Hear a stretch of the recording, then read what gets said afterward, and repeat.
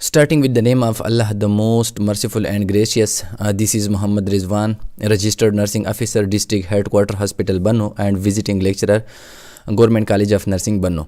Dear student, आज हम start लेंगे पैथोफिजियोलॉजी के फर्स्ट चैप्टर के हवाले से, और इसमें हम जितनी भी पैथोफिजियोलॉजी के बेसिक कॉन्सेप्ट है इसके बारे में हम डिटेल से बात करेंगे, और इसके साथ साथ पैथोफिजियोलॉजी की इंपॉर्टेंस क्या है नर्सिंग में या इस तरह अदर हेल्थ केयर प्रोफेशनल्स में पैथोफिजियोलॉजी की इंपॉर्टेंस क्या है, इसकी अहमियत क्या है। और ये जितनी भी स्लाइड है ये सर इशफाक की स्लाइड है जो कि एज ए लेक्चरर काम करता है institute of nursing sciences Haber medical university Peshawar में। ऑब्जेक्टिव का मतलब यह है कि इस चैप्टर में जो कि हमने स्टार्ट किया है इसमें हम कौन कौन से कंसेप्ट के बारे में और कौन कौन से वो बेसिक जो है आइडियाज़ है, कौन कौन से बेसिक जो है इसमें टॉपिक्स है जिसके बारे में हम बात करेंगे। तो सबसे first one, at the end of this session the student will be able, यानी हम अगर ये चैप्टर कंप्लीट करें तो इसके बाद आप लोग जो है इस कदर एबल होंगे कि आप लोग डिफाइन कर सकते हैं, डिफाइन पैथोलॉजी एंड पैथोफिजियोलॉजी कि पैथोलॉजी क्या है, पैथोफिजियोलॉजी क्या है, differentiate among pathophysiology and other biomedical sciences, इसमें डिफरेंशिएशंस क्या है, discuss the basic concept of disease and its development, disease क्या है, डिजीज़ की डेवलपमेंट किस तरह होती है, briefly discuss each of the 5 component of the disease process के कंपोनेंट्स क्या है, prevalence, aetiology, pathogenesis, clinical manifestation and outcome. तो ये जितने भी कॉन्सेप्ट है आप इसके बारे में जो है वो बात करेंगे। तो देखिए ये जितनी भी कंसेप्ट है जो कि अभी हम स्टार्ट ले रहे हैं ये आप लोगों को बार बार पैथोफिजियोलॉजी के दरमियान किसी भी लेक्चर में किसी भी चैप्टर में आप लोग बार बार इसको रिपीट करेंगे। तो देखिए कुछ सब्जेक्ट को स्टार्ट करने से पहले हम उसके कुछ फंडामेंटल कंसेप्ट जो है इसके बारे में बात करेंगे। फॉर एग्जांपल कोई स्टूडेंट मैथ्स का जो है वो सब्जेक्ट ले रहा है तो सबसे पहले उसको डिजिट्स, नंबर, इसके बारे में जो है वो इन्फॉर्मेशन लेनी होगी। इस तरह अगर आप लोग माइक्रोबायोलॉजी को स्टार्ट लेंगे तो माइक्रोबायोलॉजी के लिए अपने अलग उसके बेसिक कॉन्सेप्ट है। आप लोग एनाटॉमी को जो है वो स्टार्ट लेंगे तो एनाटॉमी से पहले आप लोगों को एनाटॉमी की डिफिनीशंस, जितने भी क्रॉस सेक्शन है बॉडी के डिफरेंट पार्ट्स है, आप लोगों को उसके बारे में जो है वो कुछ ना कुछ इन्फॉर्मेशंस लेनी होगी। तो इसी तरह हम पैथोफिजियोलॉजी को स्टार्ट करने से पहले इसके बेसिक कॉन्सेप्ट या इसकी जितनी भी मेटा कॉन्सेप्ट है उसको स्टार्ट करने से पहले हम उसकी कुछ जो है बेसिक डिफिनीशंस के बारे में, बेसिक कॉन्सेप्ट के बारे में जो कि बार बार रिपीट होते हैं इनसाइड द डिसिप्लिन या inside the subject of pathophysiology, हम उसके बारे में थोड़ा सा जो है वो जानने की कोशिश करते हैं। तो सबसे पहले देखिए इससे पहले कि जो सेमेस्टर है फर्स्ट सेमेस्टर और सेकंड सेमेस्टर में वहाँ पे आप लोगों ने एनाटॉमी एंड फिजियोलॉजी के हवाले से जो है बहुत ज़्यादा चैप्टर या जितने भी 11 हमारे जितने भी सिस्टम्स है इसके बारे में आप लोगों ने डिटेल के साथ स्टडी की। तो मतलब ये है कि इन 11 सिस्टम में जब कोई भी एबनॉर्मेलिटीज़ आ जाए या इस तरह ह्यूमन बॉडी के ओवरऑल अगर हम बात करें तो ह्यूमन बॉडी की कोई भी सिस्टम, वो पैथोलॉजिकल सिस्टम हो या फिजियोलॉजिकल सिस्टम हो, अगर वहाँ पर कोई एबनॉर्मेलिटीज़, कोई डिविएशंस आ जाए तो उसकी वजह से मुख्तलिफ़ किस्म की डिजीज़, इलनेस और सिकनेस जो है वो काज हो सकती है। तो इसकी वजह से आप लोगों ने सबसे पहले इसके बेसिक के बारे में बात की, यानी एनाटॉमी को आप लोगों ने अंडरस्टैंड किया कि फॉर एग्जांपल हार्ट क्या है, जो है सर्कुलेटरी सिस्टम क्या है, इस तरह डाइजेस्टिव सिस्टम क्या है, यूरिनरी सिस्टम क्या है। अब आप लोग इस सेमेस्टर में इसकी जितनी भी डिजीज़ है, फॉर एग्जांपल मस्कुलोस्केलेटल सिस्टम की डिजीज़ है और वो डिजीज़ किस तरह जो है वो हैपन होते हैं, किस तरह वो काज होते हैं, तो आप लोग इसके बारे में जो है आप लोग इस सेमेस्टर में इसी हवाले से आपकी जितनी भी सब्जेक्ट है इसके ऊपर जो है वो डिपेंडेंट है। तो मतलब यह है कि फर्स्ट और सेकंड सेमेस्टर में यानी first year of the BSN में आप लोगों ने बेसिक जितने भी सब्जेक्ट थे आप लोगों के उसके बारे में आप लोगों ने जो है वो स्टडी की। अब आप उनके जितनी भी डिजीज़ है उन सिस्टम्स की आप लोग उसके बारे में जो है वो बात करेंगे। तो सबसे पहले पैथोलॉजी से पहले आप लोगों को जो है डिफिनीशंस आना चाहिए किस चीज़ की, फिजियोलॉजी की, यानी normal function of the human body is called physiology. और अगर ये नॉर्मल फंक्शन जो है ये डिविएट कर जाए तो उसको हम कहते हैं पैथोलॉजी, यानी abnormal physiology is called pathology. तो सिंपल वर्ड्स इसकी डिफिनीशन जो है आप लोग इस तरह कर सकते हैं कि normal physiology, for example heart की जो है नॉर्मल फिजियोलॉजी है कि वो उसका काम जो है वो पंपिंग है। तो अब अगर ये पंपिंग जो है ये ख़त्म हो जाए या ये बहुत ज़्यादा हो जाए जिसको हम टेकिकार्डिया, ब्रेडिकार्डिया कहते हैं, तो उसको हम कहते हैं पैथोलॉजी। यानी अगर फिजियोलॉजी डिविएट कर जाए या एनाटॉमिकल सिस्टम में कोई चेंजेस आ जाए, फॉर एग्जांपल बोन फ्रैक्चर्स है, इस तरह कोई भी जो है अर्थराइटिस डिजीज़ है, मुख्तलिफ किस्म के डिजीज़ है जो कि एनाटॉमी के साथ रिलेटेड है, तो उन दोनों कंडीशन में हम उसको कहते हैं पैथोलॉजी। यानी पैथोलॉजी क्या है? The word pathology is derived from Greek words pathos means feeling और suffering and logy the study of. तो मतलब यह है कि पैथो का मतलब यह है पैथोस मीनिंग फीलिंग और सफरिंग, यानी जब एक इंडिविजुअल को ये फीलिंग होती है कि आई हैव अ डिजीज़ के में जो है मुझे अच्छी फीलिंग नहीं हो रही है। आप लोगों ने देखा होगा हॉस्पिटल में डिफरेंट लोग एडमिट होते हैं डिफरेंट डिजीज़ के साथ, जब आप उससे पूछ लेते हो तो वो खुद ना खुद आपको कोई आंसर देगा कि मुझे इस तरह जो है पेन हो रहा है, या मुझे इस तरह शिवरिंग हो रहा है, या मुझे रात के वक्त नींद नहीं आ रहा। तो मतलब यह है कि वो कुछ ना कुछ कंप्लेंट कर रहा है। अब इन कंप्लेंट के पीछे लॉजिक क्या है, क्योंकि ज़रूरी बात है कि किसी फिजियोलॉजी में या किसी एनाटॉमी ने जो है अपनी नॉर्मल पाथवे से डिविएशन इसमें आ गया है, तो इसकी वजह से ये चेंजेस आ गई है। तो मतलब यह है कि पैथो मीन्स सफरिंग और फीलिंग ऑफ सफरिंग। और लॉजी जिस तरह आप लोग बायोलॉजी या एनाटॉमी इस तरह मुख्तलिफ किस्म जिसके वर्ड्स में LOGY आ जाए तो उसका मतलब यह है स्टडी।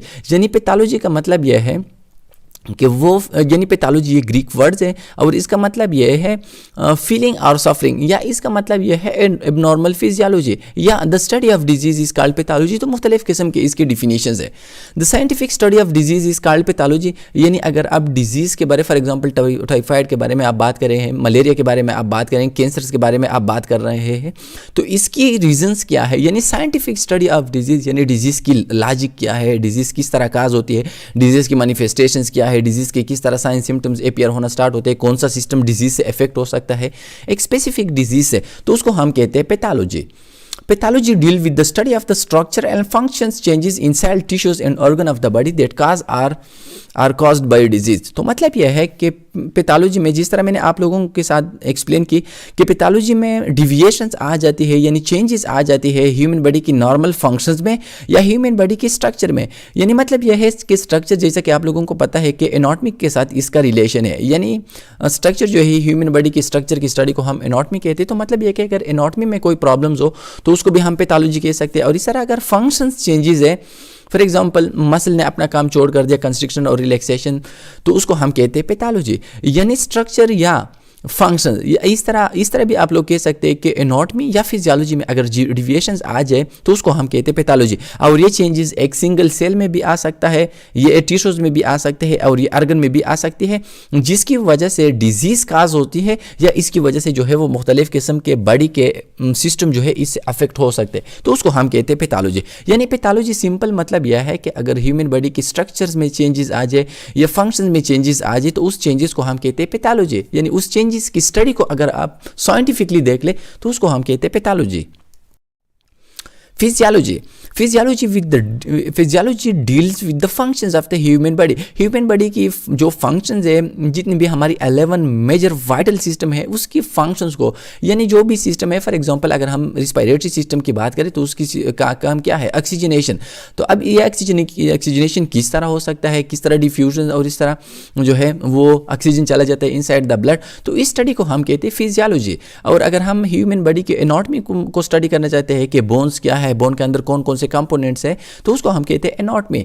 तो इस तरह मैंने आपको पहले भी एक्सप्लेन की कि फिजियोलॉजी जो है ये एक नॉर्मल ह्यूमन बॉडी, जब ह्यूमन बॉडी होम्योस्टेटिक में होती है, जब कोई डिजीज़ नहीं होती, कोई डिविएशंस नहीं होती, तो उस कंडीशन में अगर आप ह्यूमन बॉडी के सिस्टम को और इस सिस्टम के फंक्शंस को स्टडी करना चाहते हैं तो उसको हम कहते हैं फिजियोलॉजी। अब देखिए फॉर एग्जांपल एक कार है, अब कार के जितने भी टायर्स है, उसकी जितने भी कंपोनेंट्स है, सीट्स है, उसको हम कहते हैं एनाटॉमी। अब इस कार का काम क्या है, इसका कार का काम यह है कि हम इसके जरिए जर्नी कर सकते हैं, एक जगह से दूसरी जगह जा सकते हैं, ये इसकी फंक्शंस है, तो इसको हम कहते हैं फिजियोलॉजी। इस तरह ह्यूमन बॉडी की जो स्ट्रक्चर्स है इसकी स्टडी को हम एनाटॉमी कहते हैं और इसकी जो फंक्शंस है उसको हम कहते हैं फिजियोलॉजी। अब देखिए अगर फिजियोलॉजी में या एनाटॉमी में अगर कोई चेंजेस आ जाए तो उसको हम कहते हैं pathology. The term combine the two words pathology and physiology। अब देखिए हम बात करेंगे पैथोफिजियोलॉजी की। अब पैथोफिजियोलॉजी क्या है, तो देखिए पैथोफिजियोलॉजी ये कॉम्बिनेशन है टू वर्ड्स की, पैथोलॉजी एंड फिजियोलॉजी। तो देखिए सिंपल वर्ड्स में अगर आप लोग उसको एक्सप्लेन करना चाहते हैं कि पैथोफिजियोलॉजी क्या है, तो pathophysiology is the study of disorder physiological process that cause result from or otherwise associated with a disease or injury. मतलब क्या है, इसका मतलब यह है कि जब एक डिजीज़ आ जाती है, एक पैथोलॉजिकल चेंजेस आ जाती है जिसको हम पैथोलॉजी कहते हैं। अब इस पैथोलॉजी के पीछे लॉजिक क्या है, फॉर एग्जांपल टाइफाइड आ जाती है। अब इस टाइफाइड के पीछे किस तरह ह्यूमन बॉडी की फिजियोलॉजी चेंज होती है, ये नॉर्मल फिजियोलॉजी किस तरह पैथोलॉजी में कन्वर्ट होती है, तो उस स्टडी को हम कहते हैं पैथोफिजियोलॉजी। यानी ये दोनों एक दूसरे के साथ इंटरलिंक है। यानी मतलब यह है कि जब पैथोलॉजी आती है तो जाहिर बात है पैथोलॉजी के पीछे कोई नॉर्मल फिजियोलॉजी जो है इसमें चेंजेस आ जाती है। अब अगर हम इन दोनों को कंबाइन करें कि किस तरह नॉर्मल फिजियोलॉजी कन्वर्ट होकर पैथोलॉजी में कन्वर्ट होती है, तो उसको हम कहते हैं pathophysiology. Thus, pathophysiology deals not only with the cellular and organ changes that occur with disease, but with the effect that these changes have on total body function. तो मतलब ये है कि पैथोफिजियोलॉजी में हम सिर्फ ये स्टडी नहीं कर सकते कि फॉर एग्जांपल कैंसर किस तरह जो है वो काज हो सकती है, किस तरह कैंसर सेल जो है वो स्प्रेड होती है, या किस तरह कैंसर जो है ह्यूमन बॉडी को अफेक्ट कर सकते हैं, बल्कि हम ये भी स्टडी कर सकते हैं कि इस चेंजेस की वजह से, जो कि पैथोलॉजी की वजह से या पैथोफिजियोलॉजी की वजह से ह्यूमन बॉडी के अंदर जो चेंजेस आ जाती है, उस चेंजेस का जो अफेक्ट है ह्यूमन बॉडी के ऊपर, ह्यूमन बॉडी के सिस्टम के ऊपर, हम वो भी स्टडी करते हैं। तो मतलब ये है कि एक साइड में हम नॉर्मल फिजियोलॉजी में जो डिविएशंस आ जाती है, जो कन्वर्ट होती है पैथोलॉजी की तरफ, वो स्टडी करते हैं, और दूसरी तरफ में हम इस डिविएशंस की जो अफेक्ट है, इस पैथोलॉजी की जो अफेक्ट है ह्यूमन बॉडी के ऊपर, हम वो भी स्टडी कर सकते हैं। तो मतलब यह है कि हम दो मेन कॉन्सेप्ट जो है पैथोफिजियोलॉजी में हम इसके बारे में बात करेंगे। Pathophysiology also focus on the mechanism of the underlying disease. तो मतलब यह है कि मैकेनिज्म्स क्या है। फॉर एग्जांपल कैंसर्स आ जाती है, अब इस कैंसर्स के पीछे किस तरह जो है वो सेल्स मेटास्टेटिक बन जाती है, ये मैकेनिज्म्स क्या है, ये प्रोसेस क्या है, तो ये भी हम स्टडी करते हैं कहाँ पे, पैथोफिजियोलॉजी में। And provide the background for preventive as well as therapeutic health care measure and practice. तो मतलब यह है कि जितने भी जो है preventive and therapeutic health care है, तो मतलब यह है कि हम किस तरह एक इंडिविजुअल को डिजीज से प्रिवेंट करें, या डिजीज के बाद हम उसको जो है थेराप्यूटिक हेल्थ केयर जो है उसको प्रोवाइड करें। तो इन दोनों के लिए ज़रूरी है कि आपके पास पैथोफिजियोलॉजी का स्ट्रॉन्ग नॉलेज होना चाहिए। फॉर एग्जाम्पल आपको किसी डिजीज़ के बारे में पता नहीं है, आपको टीबी के बारे में पता नहीं है कि टीबी में किस तरह कौन सा सिस्टम जो है अफेक्ट हो सकता है, तो आप किस तरह उसको ट्रीट करेंगे, आप किस तरह जो है उसको जो है प्रिवेंट करेंगे ताकि मुख्तलिफ लोगों को टीबी जो है वो काज ना हो जाए। तो मतलब यह है कि पैथोफिजियोलॉजी में हम डिजीज़ के मैकेनिज्म्स के बारे में बात करेंगे, और इसके बाद हम इस कदर काबिल बन जाते हैं कि हम लोगों को प्रिवेंट करें टाइफाइड से, क्योंकि हमें पता चल जाता है कि टाइफाइड जो है वो लंग्स की डिजीज़ है, और लोग किस तरह इससे अफेक्ट हो सकते हैं, कौन से माइक्रो ऑर्गेनिज्म से जो है वो टीबी काज हो सकती है। तो मतलब यह है कि जो है आप अगर पैथोफिजियोलॉजी को अच्छी तरीके से पढ़ ले, इसके मेन कंसेप्ट के ऊपर अगर आप अपनी लॉजिक, अपनी रीजनिंग, अपनी थिंकिंग जो है ओपन करें, तो इसके बाद आप लोग किसी भी जगह डिजीज़ को प्रिवेंट कर सकते हैं, और अगर डिजीज़ आ जाए तो आप डिजीज़ की ट्रीटमेंट कर सकते हैं on the basis of pathophysiology. An alternative definition is the study of the biological and physical manifestation of disease as they correlate with the underlying abnormality and physiological disturbance। तो मतलब यह है कि कोई भी डिफिनीशंस आप ले लें, इस सब का जो है मकसद एक है। तो मतलब यह है कि किस तरह बायोलॉजिकल या फिजिकल जो है एक डिजीज़ की मैनिफेस्टेशन है। मैनिफेस्टेशन का मतलब यह है साइन एंड सिम्टम। यानी पैथोफिजियोलॉजी में हम ये स्टडी करते हैं कि किस तरह ह्यूमन बॉडी के अंदर फिजियोलॉजिकल सिस्टम आ जाती है, या ह्यूमन बॉडी के अंदर बायोलॉजिकल सिस्टम आ जाती है। अब देखिए फिजिकल मैनिफेस्टेशन जो है वो मोस्टली जो एक इंडिविजुअल में आप लोग देख सकते हैं।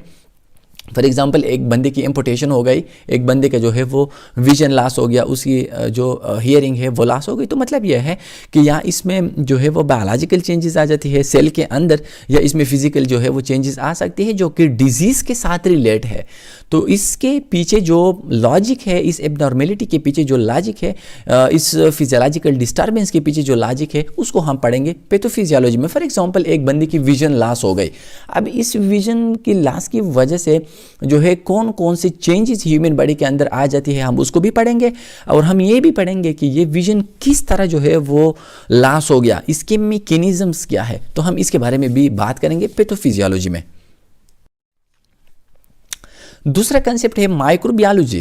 तो माइक्रो का मतलब यह है माइक्रो ऑर्गेनिजम्स, और LOGY का मतलब है स्टडी। यानी माइक्रो का मतलब वो organism which we can't see with naked eyes, यानी वो माइक्रो ऑर्गेनिज्म जो कि इतने स्मॉल हो जिसको हम खुले आंख से नहीं देख सकते, but we can use microscope to see them, और हम उसको देखने के लिए माइक्रोस्कोप इस्तेमाल कर सकते हैं। तो उसको हम कहते हैं माइक्रोबायोलॉजी। यानी the study of micro organism is called microbiology.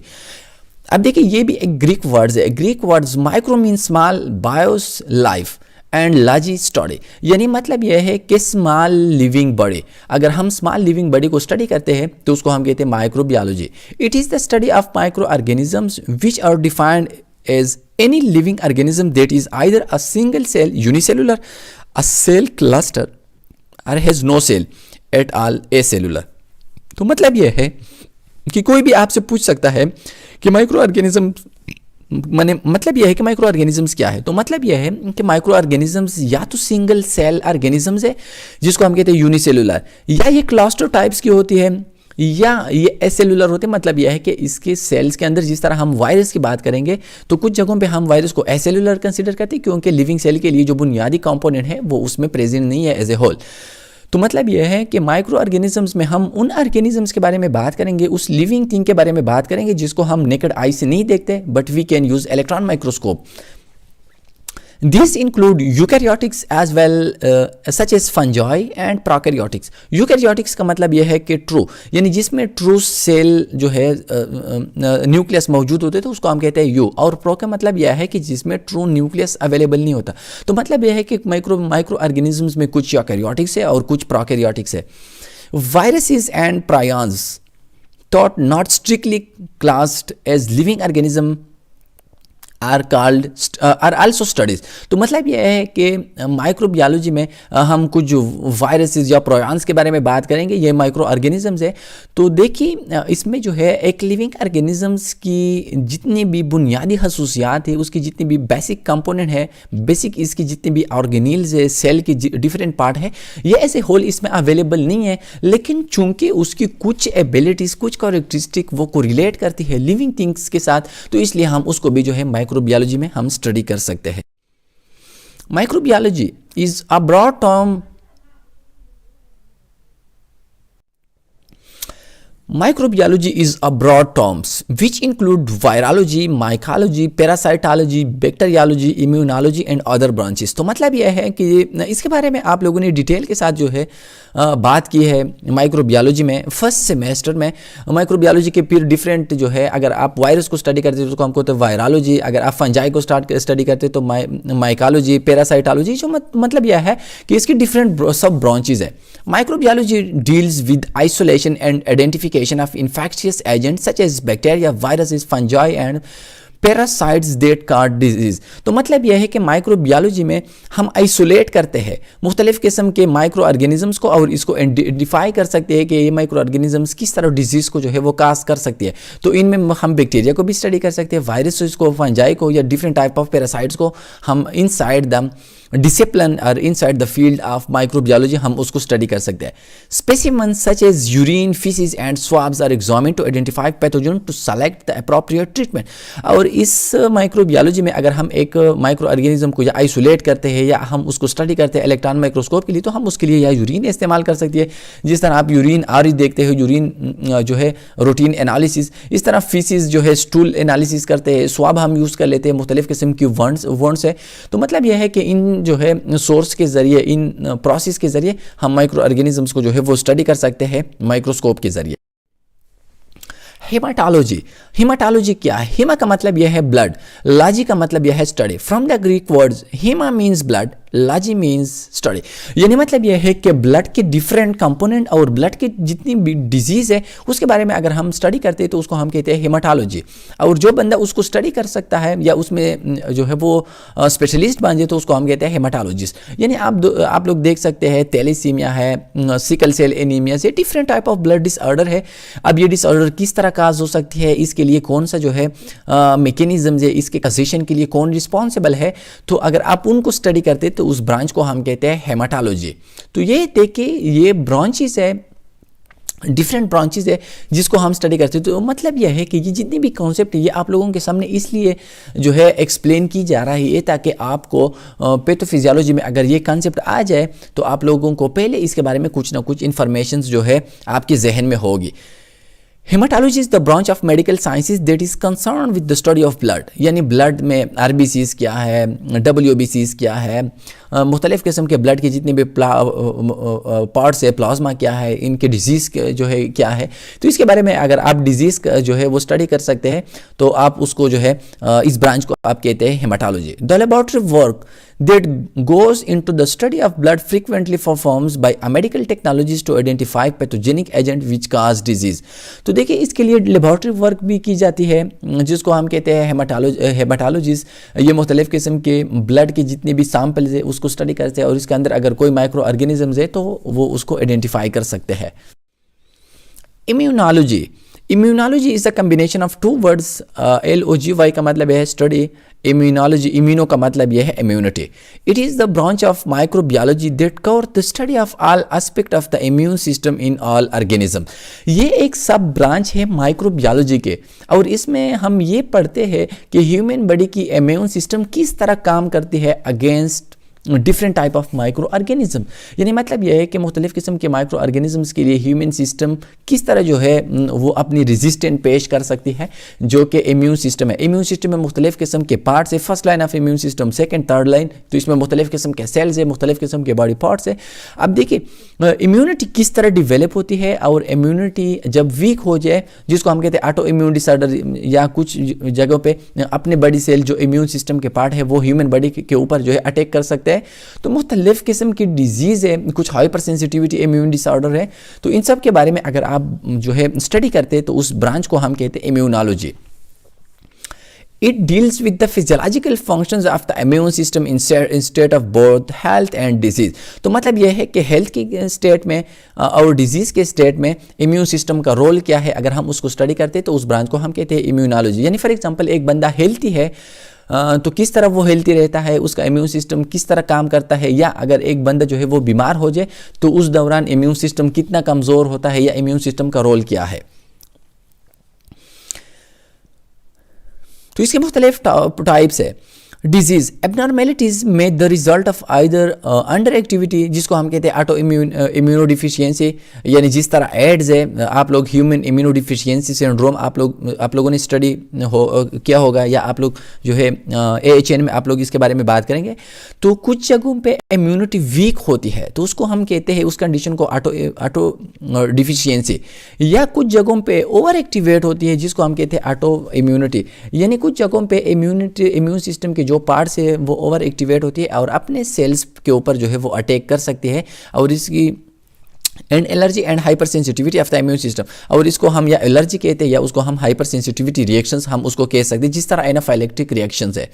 Generally immune system interact with pathogenic microbes. अब देखिए इम्यून सिस्टम का फंक्शंस क्या है, they are just like the army of the state.